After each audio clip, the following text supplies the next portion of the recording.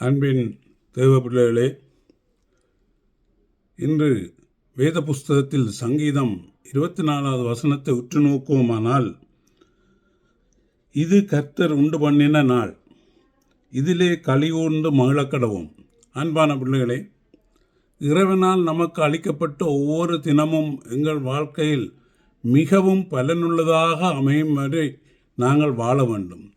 நாங்கள் பிரயோஜனமானவற்றை செய்து நல்லவற்றை சிந்தித்து தேவ வசனத்தில் விசுவாசமாக இருந்து தேவனுடைய நாமத்தை மகிமைப்படுத்தி அவருக்கு களிகூர்ந்து வாழ்வோமானால் நாங்கள் எங்கள் வாழ்வில் மிக பலனடைந்து மேலும் மேலும் சீர்சிறப்புடன் சந்தோஷமாக இருக்கும் பொழுது நாங்கள் தேவனுக்குள் பலனடைந்த பிள்ளைகளாக வாழ்வோம்.